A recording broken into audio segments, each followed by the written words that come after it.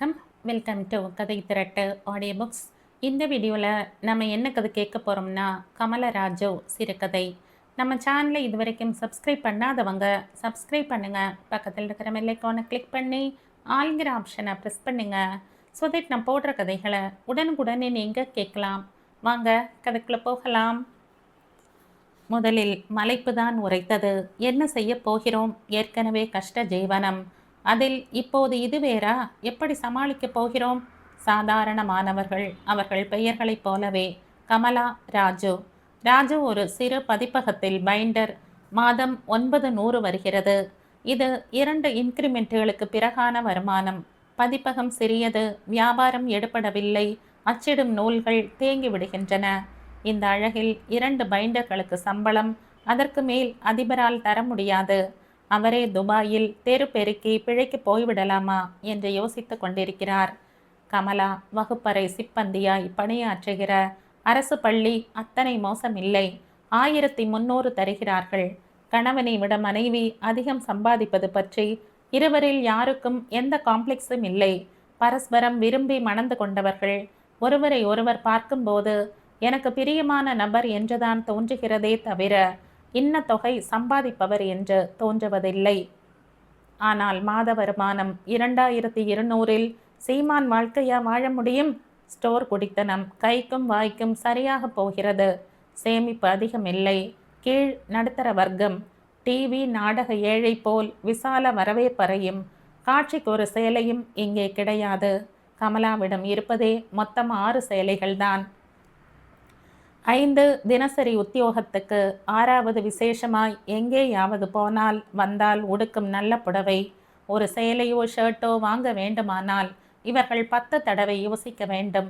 தள்ளுபடி விற்பனைக்காக காத்திருக்க வேண்டும். ஒரு கடையில் 100 ரூபாய்க்கு கிடைக்கும் உருப்படி வேறு ஏதாவது கடையில் 99 ரூபாய்க்காவது கிடைக்குமா என்று அலைந்து தேட வேண்டும். இந்த நிலையில் 2 ஜீவன்கள் சாப்பிட்டு உடுத்து தலைக்கு மேல் கூரையோடு மானமாய் வளைய வருவதே பிரயாசையாய் இருக்கும்போது 3வது ஜீவன். இது எப்படி ஆச்சு ராஜு? கலக்கத்துடன் கமலா கேட்டாள். நாம் எத்தனை ஜாக்கிரதையாக இருந்தோம்? ஆண்டவன் சோதிக்கிறார் என்றான் ராஜு. இருவரும் எழும்பூர் மேம்பாலத்தில் நடந்து கொண்டிருந்தார்கள். மருத்துவமனையில் டாக்டர் அம்மாவை பார்த்துவிட்டு வேளாளர் தெருவில் உள்ள தம் வீட்டை நோக்கி நடக்கிறார்கள். நீண்ட நடை. போகும்போதே பஸ்ஸில் போனவர்கள் திரும்பி வருகையில் நடந்து வருகிறார்கள். அவர்கள் அறியாமலே சிக்கனம் தொடங்கிவிட்டது. திருமணமான 4 ஆண்டுகளில் அறிந்திராத ஒரு புது கவலை கண்ணுக்கு தெரியாத கனத்துடன் தலைமேல் உட்கார்ந்து அழுத்துவதான உணர்வில் பகல் 11 மணியின் சூரிய வெப்பம் மனதில் பதியாமல் கரைந்து போயிற்று. வேர்வையை வழி தெரிவது. விரல்களின் அனிச்சையான இயக்கம். மௌனமாய் நடந்தார்கள். சாலையை விழுங்கி செல்லும் செருப்பொலி மூளைக்கு எட்டவில்லை. கண்முன் எதுவும் தெளிவாயில்லை. ஒரு கருப்பு ஃபோர்டு எஸ்கார்ட் உரசி விடுவது போல் நெருங்கி டிரைவரின் ஏசல்களோடு கடந்து போயிற்று. காலை காஃபியை விட்டுற என்றான் ராஜு சாலையிடம். மாதாந்திர சினிமாவை விட்டுடலாம் என்றாள் கமலா காற்றிடம். அது ஒன்றுதான் உனக்கு ஒரு மாறுதல். மனசு பராக்கு காட்டுற மாதிரி. காலை காஃபி ஒன்று தான் நீ நிசமாக ரசித்து குடிக்கிறது. சாயங்கால டீயே ஏதோ குடிக்கணுமேனு குடிக்கிற. ஒரு 50 ரூபாய் மிச்சம் பிடிக்கலாம். சினிமா அப்படி ஒன்றும் எனக்கு பெரிய அவசியம்னெல்லாம் கிடையாது. 50 ரூபான்னா 50 ரூபா. அதுவும் இப்பெல்லாம் வர முக்கால்வாசி சினிமா பார்க்கும்படியாவா இருக்கு? மேம்பாலத்தை தாண்டி இடதுபுறம் திரும்பி நடந்து வாகன நெரிசல்களில் புகுந்து புறப்பட்டு தாசப்பிரகாஷ் ஹோட்டலின் எதிரே சாலையை குறுக்காக கடந்து எதிரே நடந்து சாலை முனையில் மீண்டும் இடப்புறம் திரும்பி நேரே போய், நீ இவ்வளவு தூரம் நடக்கலாமான்னு டாக்டர் அம்மாவை நாம் கேட்டுக்கவே இல்லையே என்றான் ராஜு திடீரென்ற கவலையுடன். நடை நமக்கு என்ன புதுசா? அதில் இந்த நிலையில் எக்ஸசைஸ் வேணும் தானே? சிரித்தாள். அபார்ஷன் ஆயிடக்கூடாது இல்லையா? கமலாவின் முகம் சட்டென்று உயர்ந்தது. ஓ, அப்படி ஒரு சாத்தியம் இருக்கோ? ஒரு கணம் கண்கள் மின்னி உடனே அடங்கின. இல்லை, அப்படி ஆயிடக்கூடாது. அதான் அப்படி ஆயிடக்கூடாது. நடுப்பாதையில் நின்றிருந்த எருமை மாட்டுக்கு இடம் விட்டு விலகி நடந்தார்கள். ஆயிடவே கூடாது. சந்துகளில் அடைத்து பிதுங்கும் மனித நெரிசல். குறுகிய தெரு ஓரங்களில் படர்ந்திருக்கும் சின்ன கடைகள். ஒருவாறு வீட்டை அடைந்தார்கள். உள்ளே நுழைந்ததும் நின்று சில கணங்கள் பார்வையை நாலு புறமும் ஓட்டினார்கள். ராஜு பெருமூச்சு விட்டான். இன்னும் கொஞ்சம் பெரிய வீடாயிருந்தால் நல்லா இருக்கும். ஷர்ட் மாத்திட்டு வா ராஜு, தட்டு வைக்கிறேன். இன்னும் ஒரே ஒரு ரூம். உனக்கு பிடிச்ச கத்திரிக்காய் பொரியல் இன்னைக்கு. மாடியில் 2 ரூம் போர்ஷன் ஒன்று காலி இருக்கு. வாடகையும் அதுக்கேத்தாப்புல இருக்குமே. ராஜுவின் தலை குனிந்தது. ஷர்ட் மாத்திட்டு வந்துடுறேன், நீயும் பசியா இருப்பையே. லாண்டரியில் கொடுத்து வாங்கி வந்திருந்த சட்டையை மாற்ற அவன் குளிக்கும் இடம் சென்றபோது வீட்டுக்காரர் வந்தார். நரை முடியும் கச்ச வேட்டியுமாய் 60 வயது பெரியவர். கடுமையானவர் இல்லை, ஆனால் கரார் பேர்வழி. என்னம்மா, புருஷனும் பெண்ஜாதியுமா வேலைக்கு லீவ் போட்டுட்டு காலையிலேயே எங்கேயோ கிளம்பி போயிருந்தீங்க போல இருக்கே. ஆமாங்க, ஒரு முக்கிய விஷயமா போயிருந்தோம். நானும் ஒரு முக்கிய விஷயமா தான் வந்திருக்கேன். கொஞ்சம் உன் வீட்டுக்காரரை கூப்பிடுறியா? கமலாவுக்கு திக்கென்றது. இந்த பீடிகை நல்லதற்கல்ல. என்ன சொல்ல வந்திருக்கிறார்? வீட்டை காலி செய், வாடகை உயர்த்தி கொடு. நெஞ்சு உலர்ந்து போயிற்று. எதுவானாலும் ராஜு சாப்பாட்டுக்கு பிறகு தெரிந்து கொள்ளட்டுமே.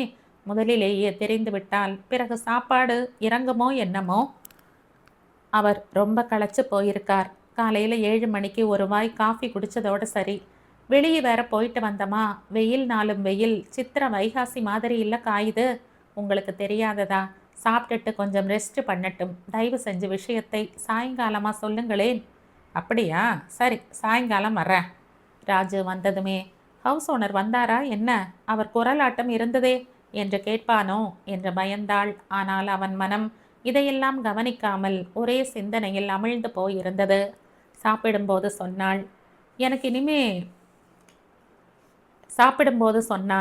இனிமே காய்கறி வேணாம் கமலா, அப்பளம் சுட்டு போடு போதும். நல்லா தான் இருக்கு. முதுகு ஒடியிற வேலை. உடம்புல தெம்பு வேணாமா? இப்போ தெம்பு உனக்குத்தான் வேணும். 2 உயிருக்காக சாப்பிடணும் இல்லை? இப்போ வாங்குற அளவே காய்கறி வாங்கலாம். ஆனால் உனக்கு மட்டுமாய் சமைக்கலாம். ஒரு ஆள் குறைஞ்சா அதே அளவு காய் இன்னும் ஒரு நாள் கூடுதலாய் வரும் இல்லையா? செலவு கொஞ்சம் குறையுமே. அவள் கண்கள் நிறைந்தன. குத்து காலிட்டு அமர்ந்து முழங்கால்களின் மேல் தலையை கவிழ்த்து கொண்டாள். எப்படியோ வாயை கட்டி வயிற்ற கட்டி இத்தனை காலம் யார்கிட்டையும் கடன் சொல்லாம வரவுக்குள் இப்போ இது இல்லை. இன்னும் யார் அழுதாங்க? இன்னும் ஒரே ஒரு ரூம், இதில் பாதி அளவு இருந்தால் போதும். எத்தனை பேர் வேணும் வேணும்னு தவம் கிடக்குறாங்க. கால் அளவு இருந்தால் கூட போதும், சமாளிக்கலாம். அவள் நிமிர்ந்து கண்களையும் முகத்தையும் அழுந்த துடைத்து கொண்டாள். கொஞ்சம் சம்பளம் போட்டு கொடுக்கும்படி பிரின்சிபல் அம்மா கிட்ட கேட்டு பார்க்கட்டுமா? இந்த ஒத்த ரூம் 8 அடி குச்சு. நாம் புழங்கவும் சாப்பிடவும் தூங்கவும் சாமானுங்க வைக்கவும் தான் சரியாக இருக்கு. கேட்டு பார்க்குறேன். என்ன சொல்லிட போகிறாங்க? ஒரு தூளி கட்டக்கூட இடமில்லை. எக்ஸ்ட்ரா பால் வாங்க வேண்டி இருக்கும். பேபி உணவுகளும், உடம்புக்கு வந்தால் மருந்துகள், துணிகள், பின்னால் ஸ்கூல் ஃபீஸ், இன்னும் பெரிய துணிகள். சிறிது நேரம் மௌனமானார்கள். எங்கள் ஸ்கூல் ஆஃபீஸ் ரூமில் டைப்பிஸ்ட் வேலை செய்கிறத பார்த்து பார்த்து நானும் கொஞ்சம் டைப்பிங் தெரிஞ்சுக்கிட்டேன் ராஜு. கொஞ்சம் பயிற்சி பண்ணால் நல்லா வந்துடும். இங்கே வீட்லேயே ஜாப் டைப்பிஸ்ட்டுன்னு போர்டு போட்டுக்கிட்டு ஞாயிற்றுக்கிழமைகளில் 4 காசு சேராதா? என்னதான் கம்ப்யூட்டர்கள் வந்துட்டாலும் சாதாரண டைப்பிங் தேவைப்படுறவங்க இப்பவும் இருக்காங்கில்ல. நானும் ஏதேனும் முயற்சி செய்யணும். MA பாஸ் பண்ணவனுக்கு இதைவிட நல்ல வேலை கிடைக்காமலா? விளையாட்டு சாமான்களை விட்டுட்டனே. அதுக்கென்ன, 4 புளியங்கொட்டைகளை தகர டப்பாவில் போட்டு ஆட்டினா கிளிகிழிப்பியாச்சு. ஆகாரம், துணி இதெல்லாம் அப்படி இல்லையே. வள்ளிசா பணத்தை எடுத்து வைக்கணுமே. சாப்பிடு கமலா முயன்றாள். கை நின்றது.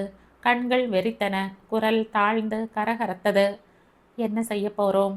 ராஜு தலை கவிழ்ந்து இடது கை பெருவிரல் மற்றும் பாம்பு விரலால் கண்களை ஒரு கணம் அழுத்தி கொண்டான்.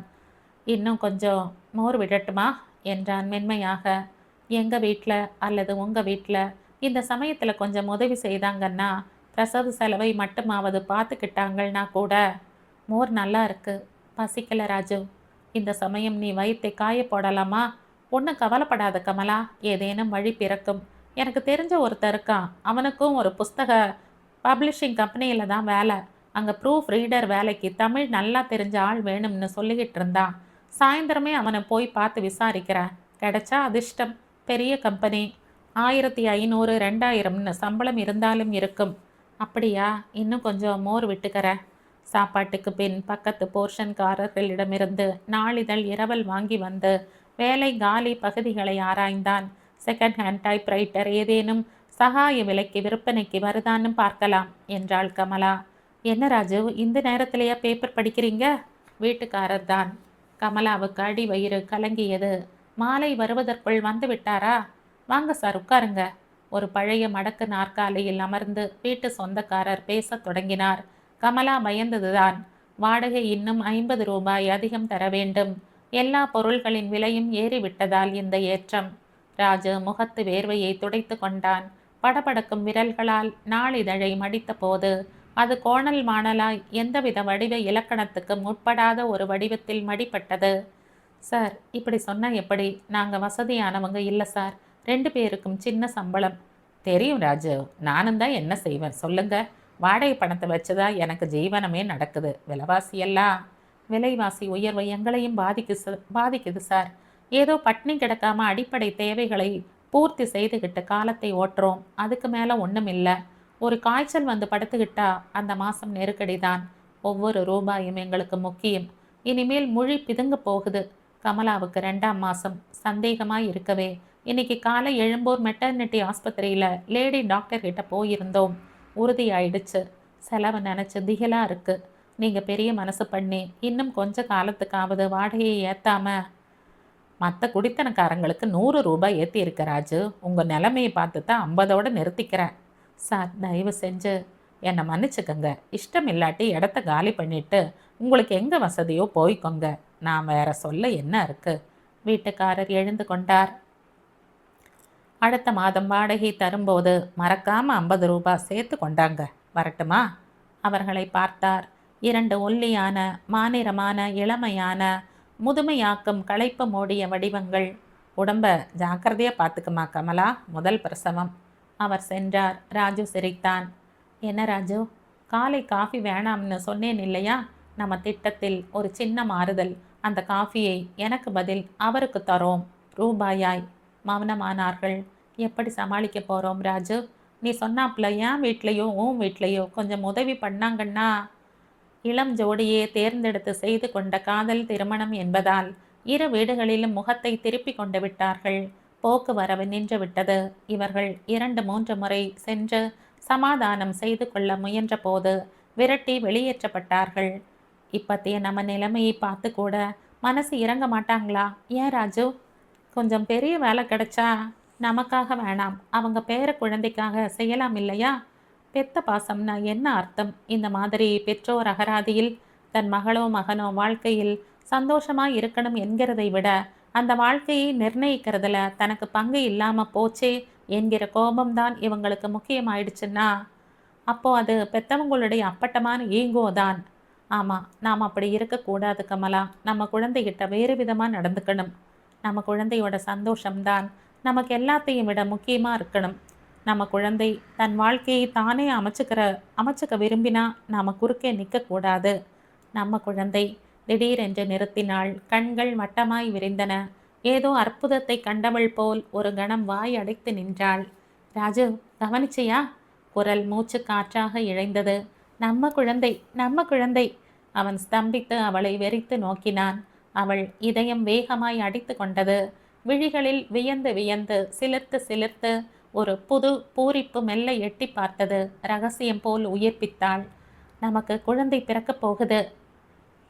அந்த உண்மை ஏதோ புது செய்தி போல் ஒரு ஆச்சரியமாய், ஒரு கண்டுபிடிப்பாய் உணர்வில் வந்து மோத அவன் கண்கள் மலர்ந்து படபடத்தன. ஆமாம், உணர்ச்சி தொண்டையை அடைத்தது. ஆமாம் கமலா, நமக்கு நமக்கு நம்ம குழந்தை, நம்ம குழந்தை. மூச்சிழையாக அவன் எதிர் ஒலித்தான். உன்னதும் என்னதும் நம்ம குட்டி குழந்தை, நம்ம சொந்த குட்டி பாப்பா. ராஜு, புரியுதா? நீ அப்பா ஆக போற, நீ அம்மா ஆக போற. மெத்தென்ற பட்டு போல் பூ போல் குரல்கள், கண்களும் இதழ்களும் விரிய ஒருவரை ஒருவர் பார்த்தார்கள். தம்மை சுற்றி மடல் அவிழும் அதிசய உணர்வில் உயிர்த்தபடி ஒருவரை ஒருவர் பற்றி கொண்டார்கள். கலீர் என்று வாய்விட்டு சிரித்தார்கள். பரிச்சய உலகம் சிறிது நேரம் மறைந்து போயிற்று. வேறோர் உலகின் ஒளி அவர்களை தொட்டிருந்தது.